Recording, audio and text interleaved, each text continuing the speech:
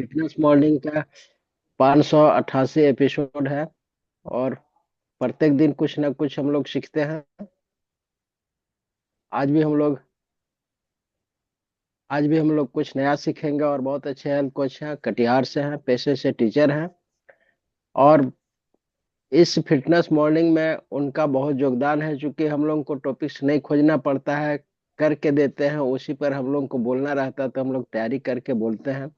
तो आज सर का टॉपिक है। सर का इस वर्चुअल स्टेज पर आमंत्रित करते हैं, और सर के लिए जोरदार तालियां।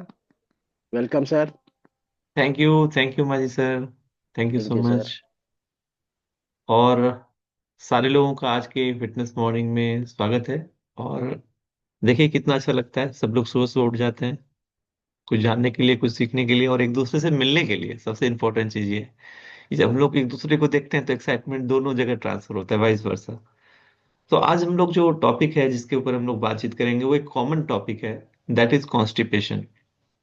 कॉन्स्टिपेशन एक ऐसी टॉपिक है जिसके बारे में हर आदमी जानने के लिए आज तैयार रहेंगे, क्योंकि ये एक आम समस्या है।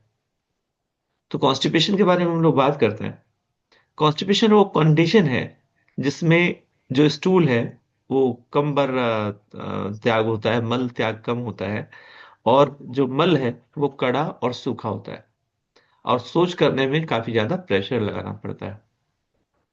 दोस्तों एक चीज को समझना है, जो हम लोग खाना खा रहे हैं और वो खाना वेस्ट जो बचता है हमारे बॉडी में, वो अगर अच्छे से निकल गया तो ठीक रहता है। और अगर वो अच्छे से नहीं निकला तो उसी को कॉन्स्टिपेशन कहते हैं। आमतौर पर कॉन्स्टिपेशन का प्रॉब्लम किसको कहेंगे कि हमको कब्ज हो गया। अगर कोई आदमी 1 वीक में 3 बार ही वॉशरूम जाता है, 3 बार ही टॉयलेट जाता है या उससे कम जाता है, तो उसको कॉन्स्टिपेशन बोल सकते हैं। या जब भी कॉन्स्टिपेशन उसको भी बोलते हैं जब आप टॉयलेट जाते हैं और स्टूल पास करने में आपको दिक्कत होती है, परेशानी होती है, उसको भी कॉन्स्टिपेशन बोलते हैं, यानी स्टूल अगर फ्री से बॉडी से नहीं निकल रहा है। इसका कारण क्या है? इसका सबसे बड़ा जो कारण माना जाता है वो है फाइबर की कमी। जब हमारे बॉडी में डाइटरी फाइबर की कमी होती है तो ये प्रॉब्लम होता है। दूसरा, पानी कम पीना। आमतौर पे कितना पानी पीना चाहिए? 3 से 5 लीटर हर इंसान को पानी पीना चाहिए। इसके बाद एक चीज और इसमें ऐड करना होगा, depend upon your life style. अगर आपका लाइफ स्टाइल बहुत ज्यादा भाग दौड़ का है तो पानी और बढ़ सकता है, और अगर चुपचाप कोई बैठे रहते हैं तो पानी थोड़ा सा कम भी हो सकता है। ये डिपेंड करता है मौसम के ऊपर भी। सर्दियों के मौसम में जब हम लोग घर के अंदर दुबके रहते हैं तो उसमें कम हो सकता है। लेकिन जब हम गर्मियों के मौसम में बाहर जाते हैं, आउट स्टेशन जाते हैं या बाहर फील्ड वर्क करते हैं, तो वहां पर पानी का इंटेक बढ़ाना चाहिए। और कॉन्स्टिपेशन होने का तीसरा जो कारण है वो है ज्यादा तला भुना या फास्ट फूड खाना, जिसमें ज्यादा मैदा का एलिमेंट होता है। तो 3 मुख्य कारण हो गया। पहला मुख्य कारण है डाइटरी फाइबर की कमी, दूसरा मुख्य कारण है पानी कम पीना, और तीसरा है ऑयली और जंक फूड और फास्ट फूड का सेवन। इसके बाद दूसरा और मुख्य कारण क्या है? वो है हमारा लाइफ स्टाइल, शारीरिक गतिविधि की कमी।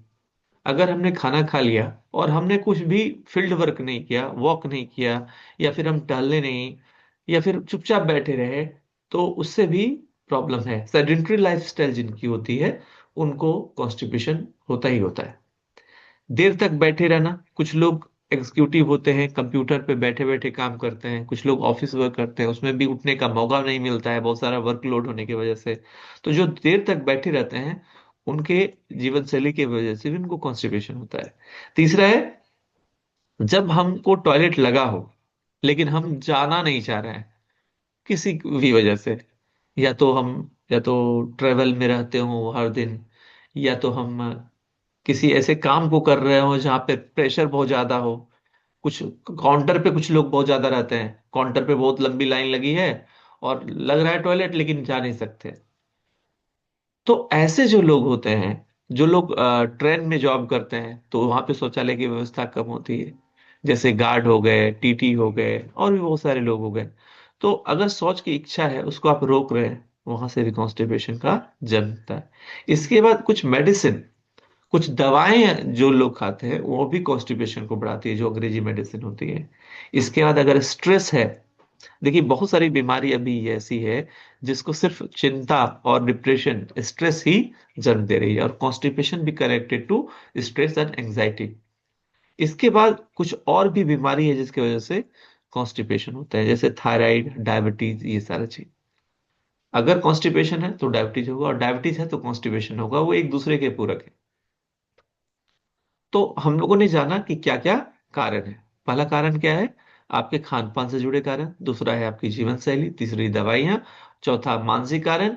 और पांचवा है अगर कोई और बीमारी है उसकी वजह से कॉन्स्टिपेशन हो सकता है। इसके लक्षण क्या है?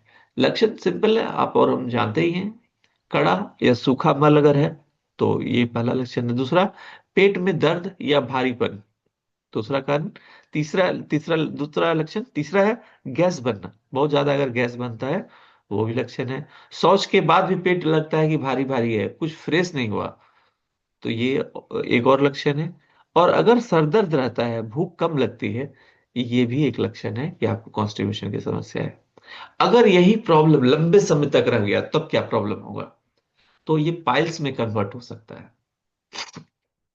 अगर किसी भी इंसान का कॉन्स्टिपेशन लंबे समय तक रहा तो ये पाइल्स में कन्वर्ट हो सकता है। दूसरा क्या है? गुदा में दरार आ सकता है, जिसको फिशर बोलते हैं।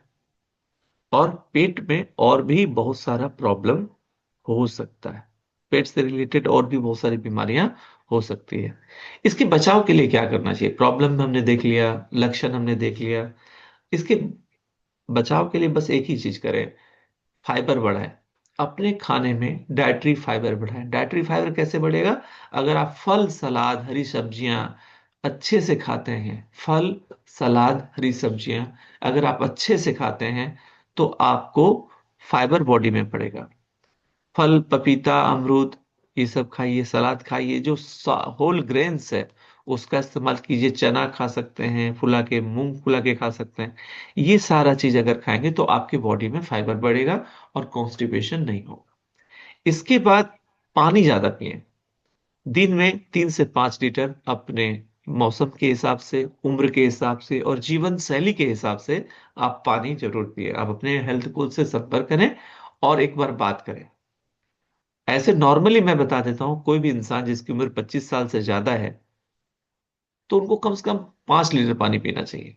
थोड़ा सा आधा लीटर आगे पीछे हो सकता है, कोई प्रॉब्लम नहीं। इसके बाद क्या है? रोज एक्सरसाइज, चलना, दौड़ना, योगा, डांस, स्विमिंग, जो एक्टिविटी होती है फिटनेस एक्टिविटी, उसमें थोड़ा सा पार्टिसिपेट कीजिए। और रोज एक ही समय में शौच जाने की आदत डालिए। कुछ लोग सोचते हैं ना कि सुबह नहीं लगेगा तो नहीं जाएंगे, नहीं। आपका जो हैबिट है, आपका जो टाइम है, उस टाइम में हर दिन शौच जाइए। अगर आप हर दिन एक टाइम पे शौच जाते हैं तो आपका जो बॉडी है ना एडजस्ट हो जाता है, और उस समय में आपको प्रेशर फील होगा और आप वहां पे जाएंगे। और क्या कर सकते हैं? आप सुबह सुबह जब भी उठते हैं तो सबसे पहले आधा लीटर हल्का सा गुनगुना पानी पी लीजिए। वो पानी आप जीरा राइस भी पी सकते हैं, जीरा जो है, जीरा को रात में फुला के वो वाला भी पानी पी सकते हैं, या पानी में हल्का सा शहद डाल के पी सकते हैं, नींबू डाल के पी सकते हैं। अगर कुछ नहीं मिले तो आप ऐसे ही पानी पी लीजिए, लेकिन सुबह उठने के जस्ट बाद आधा लीटर पानी पीजिए। उसके बाद देखिए पेट कितना साफ होता है। उसके बाद आपको बाथरूम लगेगा 10 मिनट में, और उसके बाद आप देखेंगे पेट के अंदर जितना कचरा था सारा कचरा आपका निकल गया। राइट? सुबह गुनगुना पानी पीना है।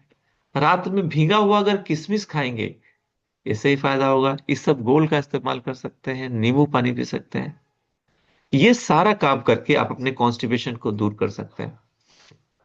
कुछ योगा है जिसको करने से भी कॉन्स्टिपेशन के प्रॉब्लम को दूर किया जा सकता है, जो उसका है पवन मुक्तासन। आप यूट्यूब पे डालिएगा, पवन मुक्तासन आ जाएगा। इसके बाद है भुजंगासन।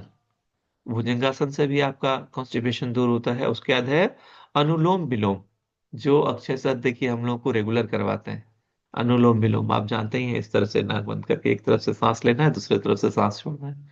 अनुलोम विलोम, भुजंगासन और पवन मुक्तासन, ये 3 आसन ऐसे हैं जिससे आपका कॉन्स्टिपेशन का प्रॉब्लम दूर होता है। और इन सारे चीजों को करने के बाद भी अगर आपको लगता है कि आपको कॉन्स्टिपेशन बना हुआ है तो आप अपने डॉक्टर से परामर्श जरूर लीजिए, हेल्थ कोच से संपर्क जरूर कीजिए। और उसके लिए जो मेडिसिन अप्रोप्रिएट है उस मेडिसिन को लीजिए। दोस्तों, कहा जाता है कि पेट साफ तो बीमारी साफ, पेट सफा तो हर रोग दफा। तो हम और आप पेट साफ करने के लिए जो भी करना पड़े उसको जरूर कीजिए, क्योंकि अगर हमारे आपके पेट साफ नहीं होते हैं तो बहुत सारी बीमारियों को जन्म हम लोग दे सकते हैं। और अगर पेट साफ नहीं हो तो हमारा शरीर हेल्दी नहीं रहेगा, और अगर हमारा शरीर हेल्दी नहीं रहा तो कैसे हम एक अच्छे लाइफ को एंजॉय कर सकते हैं। तो wish you all the very best. आज का टॉपिक यहीं पे हम लोग समाप्त करते हैं। बैक टू सोमर भाजी सर। थैंक यू सर, के लिए जोरदार तालियां।